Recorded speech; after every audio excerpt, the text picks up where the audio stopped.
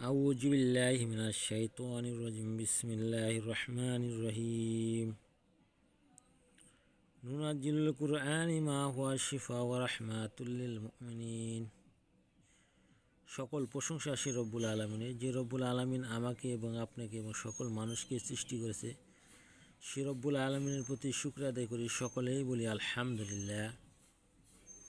প্রিয় দর্শক ভাই ও বোনেরা, আজকে আপনাদের মাঝে যে তদবিরটি নিয়ে হাজির হয়েছি, এই তদবিরটি ছেলে এবং মেয়ে উভয়েই এই তদবিরটি করতে পারে। স্বামী স্ত্রী করলে স্ত্রীর কাজে ব্যবহার করিবেন, স্বামী করলে স্বামীর কাজে ব্যবহার করিবেন।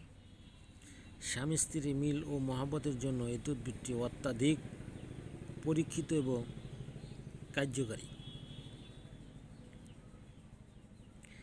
এইখানে যে আয়াতগুলা দেখতেছেন, ইয়া উদুদু হুব্বান দাহ নুম, এই আয়াতগুলোর মাধ্যমে আপনি আপনার স্ত্রীকে কিভাবে বশীভূত করবেন, বাধ্যগত করবেন,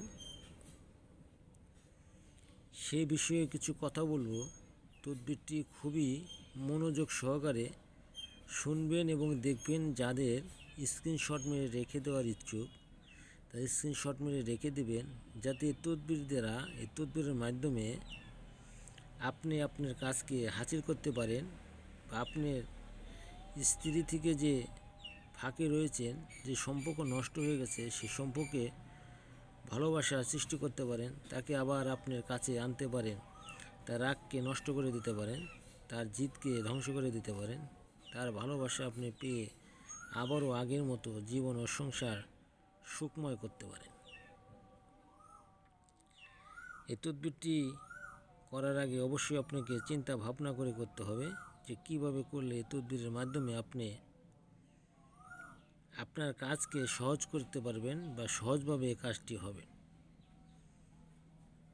প্রথম অবস্থায় এই কাজটি করার আগে আপনাকে যা করণীয় সেটি হলো আপনাকে পাক ও পবিত্র হতে হবে এবং এই আয়াতগুলা ভূস্পত পাতার মধ্যে লিখতে হবে, অথবা যাকে বাধ্য করবেন তাকে তার ব্যবহারের কাপড়ের উপর লিখে আপনি তাবিজ ব্যবহার করে নিজে ব্যবহার করবেন। আর নিচে যে দোয়াটা রয়েছে ইয়া উদুদু, এটা 100 বার পাঠ করবেন।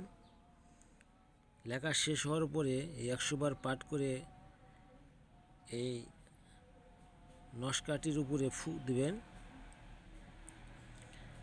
আর পরবর্তী তাবিজ ব্যবহার করার পরে 100 বার ইয়া উদুদু পাঠ করবেন।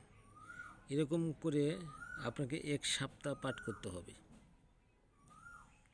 একই নিয়মে একইভাবে স্ত্রী তার স্বামীকে বাধ্যগত করতে পারবে। স্ত্রী এরকম করে করলে স্ত্রী এই নস্কা লিখে ব্যবহার করবে, আর স্বামী যদি তার স্ত্রীকে বাধ্য করতে চায়, স্বামী এইভাবে লিখে সেটি ব্যবহার করবে। আমরা অনেক তদবির, অনেক আমল, অনেক কিছুই করে থাকি বা অনেক কিছু করেছি, কোনো ফায়দা পাই না বা কোনো কাজে আমরা সত্যতা পাই নাই। ইউটিউবে অনেকেই বলে খালি ভুয়া তদবির ভিডিও দিয়ে থাকে। তাই আজকে বলবো আমি সেই ভাই ও বোনদেরকে, আমলটি আপনি করে দেখেন। আমলটি করার পরে আপনি এর সত্যতা যাচাই করতে পারবেন এবং এই আমলের কত পাওয়ার সেটা আপনি বুঝতে পারবেন। তাই আশা করি কথাগুলো সকলে মনোযোগ সহকারে শুনছেন, বা যারা শোনেন নাই মনোযোগ সহকারে শুনবেন। যাদের এই সমস্যা রয়েছে, স্ত্রী কথা শোনে না, তাকে কোনোভাবেই মানানো যাচ্ছে না, সে সংসার করতে চায় না, পরকীয়া বা অন্য কোনো কাজের সাথে সে জড়িত রয়েছে, তাকে এই আমলের মাধ্যমে আপনার অনুগত করতে পারবেন। আশা করি কথাগুলো বুঝতে পারছেন। স্বামীর ক্ষেত্রেও একইভাবে এই আমল করতে পারেন।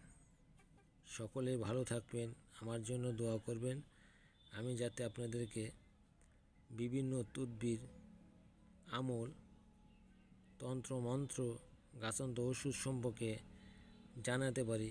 সে জানানোর মাধ্যমে যাতে আপনারা উপকার হতে পারেন, এবং যারা চ্যানেলটি সাবস্ক্রাইব করেন নাই সাবস্ক্রাইব করবেন এবং চ্যানেলের সাথে থাকবেন। আসসালামু আলাইকুম।